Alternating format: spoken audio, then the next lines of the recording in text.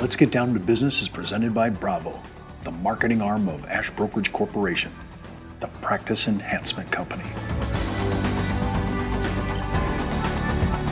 All this week, it's video consumer marketing. And on today's show, how to prospect using third parties on video. And with me today is creator of Selling Technologies, Jerry Mainardi. Hi everyone, I'm Steve Savant, syndicated financial columnist and contributing author to Backroom Technician. Let's get down to business. Well, welcome to day 4, Jerry. I'm enjoying all these clips. And how many total clips do we have in all of the Amanda packaging? We're at about 110 now. 110 now. Yep. And then when you look at, if you looked at Family Matters and Business Killers, which are 2 distinct video library series, how many in those series? They're all included inside of Amanda. So you get it, so it's all there. It's all there. Family Matters is actually half the length of a feature motion picture. There's there's so much content there. Well, when I'm looking at third parties, because yesterday we were talking about consulting, and I get that.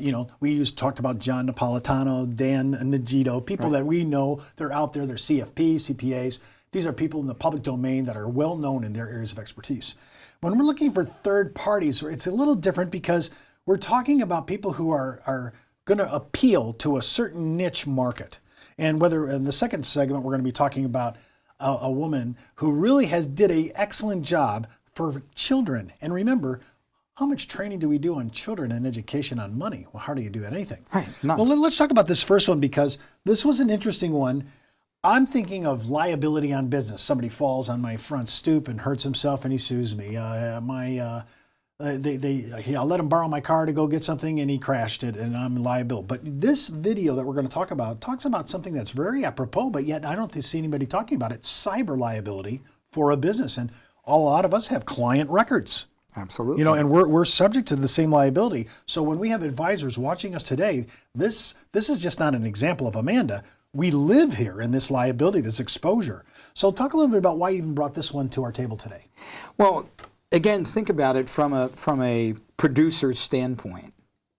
Remember what we said earlier. If you're not having a differentiated conversation, you're not being heard. So if you're constantly approaching your client base with just very narrow, focused, product-centric stuff, after a while, it gets to be pretty stale. So the idea of being topical and talking about stuff that people may have heard about, but don't fully understand the ramifications of how it may affect them, especially from a business standpoint, is really a way to differentiate. It's changing the conversation. So the idea of having Ned come on and talk about what a big business cyber liability is really, as you stated, it is very timely.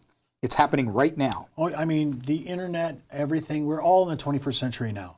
I mean, everybody is really accustomed to the liability issues that we have and how do I protect my business from any kind of breach. So when I look at this is really good. And I liked it because it was odd. I would have said, liability, property casualty liability, errors and omissions liability. I would have not went down this road. And this is why I liked your choice here because it's something that we actually have to deal with. And I think this is an excellent example of that. Now, Ned, talk a little bit about Ned. Attorney. Yeah. With a big law firm in Philly, and he's focused in the cyber liability space. That's his forte. Well, that's, his point of focus. So he's looking at this constantly, and again, bringing process to the discussion. It's not necessarily about solving the issue with a piece of insurance, which obviously you can do, but it's looking at how you approach the process. And doesn't he do also proactive surveillance? He walks in, says you could change this, this, and this, and really can bring you up to speed because he's so good he knows exactly what he's looking for. He's so good about explaining how you can actually become somewhat secure just by his consulting. It's a cyber liability audit. And again, not a space where you would think a lot of people would decide to, put their practice, but again, Ned's focused there. Well, let's look at Ned Dunham's video called Cyber Liability for Business. It's very, very big business. It's no longer the shadowy guy with a laptop sitting in a corner trying to hack into various and sundry sites. It's not only sophisticated, it's funded. And there are guys with banks of computers out there. And incidentally, they can get a product online for $750 that will allow them to put a keystroke counter in your computer system and pick off all the passwords. It's that sophisticated. And they have huge markets in Eastern Europe and in Asia that will buy what they gather and then use it. Credit cards, bank accounts, just to name two. A good plan begins with assessment. You've got to look at your legal risk. You've got to look at your IT risk across the board. You have to have some idea of the ones that you can fix and the ones that you can't, the ones that you perhaps ought to insure. And all of this planning and assessment process leads to good risk management decision making. You can decide with some real basis of knowledge which risk you can leave alone, which risk you really ought to fix, and which risks are important, but you can't fix them, so you insure them. What you always need to do is to make sure that your plan, first of all, it's price sensitive. These are tough times, and you don't need to spend $250,000 for a good assessment plan. You need to make sure that it is responsive and assesses the right areas, including social media. You need to make sure that you can get it back fairly quickly. You don't want to take 6 months to do this because things are changing very, very rapidly. And you want to make sure there's a checklist to tell you what you do. You know, it's great to know how you've maybe have some weaknesses, but what people really want to know is, what do I do about it? Give me a checklist. And then finally, you want it to be attorney-client privileged. You don't want this out there in the world for anybody to pick up.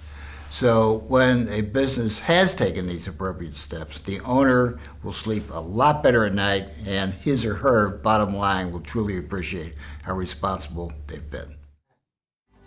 When we come back from the break, we're going to view another third-party videos featuring Jane Pearl, speaker, author, and I love this title, The Magical ATM for Children. Wish I had that when I was younger. Yeah. And if you take the time, you can go ahead and take a test drive free for Selling Technology's marketing system called Amanda. Just go out to amandaportal.com and click on the Sign Me Up button. We'll be right back, right after the break.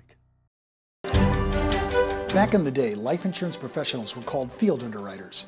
Then, carriers trained their field force in the basics of life insurance underwriting. Today, the insurance industry doesn't educate the agent population as they once did. But now you can have the Informed Risk Guide at your fingertips so you can illustrate a reasonable rate class for your life insurance prospects. Just request your copy of the Informed Risk Guide at downtobusiness.ashbrokerage.com. It's free from Ash Brokerage, the practice enhancement company. Well, welcome back, everyone. I'm Steve Savant with Jerry Minardi. And remember, you can watch all our past videos of Let's Get Down to Business, including my weekly consumer show, Steve Savant's Money, the name of the game, right out at ashbrokerage.com.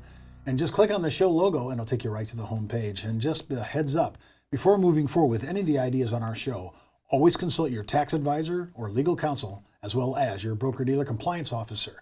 Well, let's get down to business. And speaking of compliance officers, again, I just want to underscore that a lot of this has went through. Many BDs have already, broker-dealers have already approved the use of Amanda as a first contact issue. I love this because if I had to make a first contact, a 2-minute or so video is probably going to get watched rather than my mailer, rather than my email, rather than trying to get past the gatekeeper.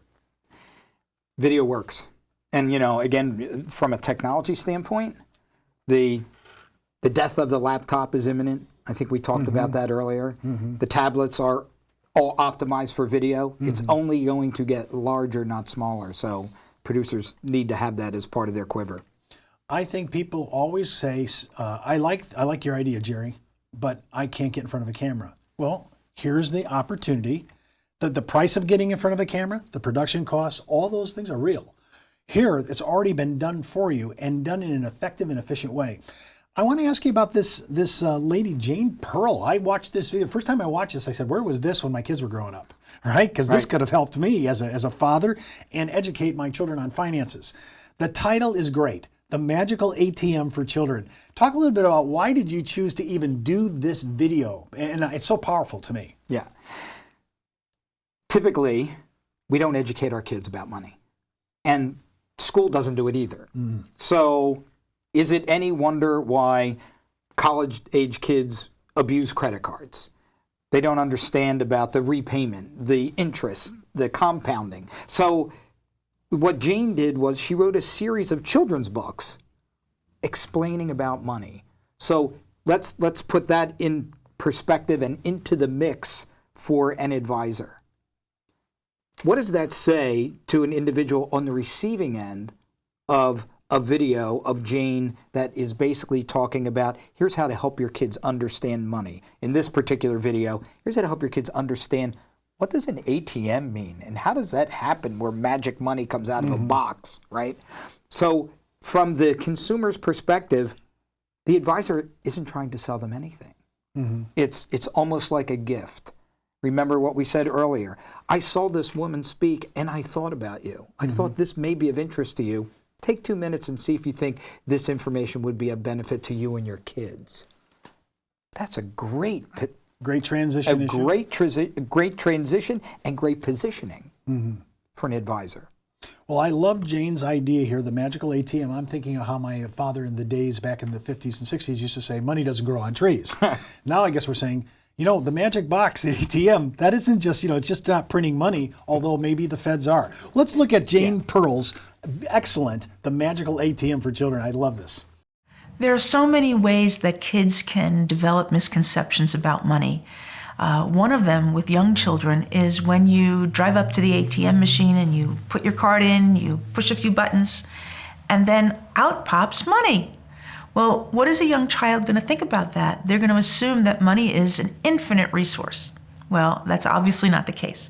It's a perfect time for a parent to just sit and talk about, as they're doing it, what's going on. Well, why do you think I'm allowed to push some buttons and get some money? It's only because I've earned that money, I've worked hard, and I've deposited it in the bank so that it will be safe and it will be available when I need it. So that's one thing that parents can do just as they're shopping with young children, to talk about comparison shopping. If they use coupons, they can have the children involved in clipping those coupons, but only for the things that you plan to buy, not just for everything that's on sale or that they want that's not on the list. And so they can develop good habits and awareness around money. And most importantly, it's an opportunity for parents to impart their values about money. Well, that's our show for today. Remember, you can read all my online insurance news commentary, advisor blogs, and articles on Producers Web, as well as my answers to consumer questions on the Insurance Library. And don't forget, you can view any of our past episodes located at downtobusiness.ashbrokerage.com, where you can follow me on Twitter, Facebook, LinkedIn, or just email steve.savant@ashbrokerage.com. And remember, you could be wiser as an Ash Brokerage advisor.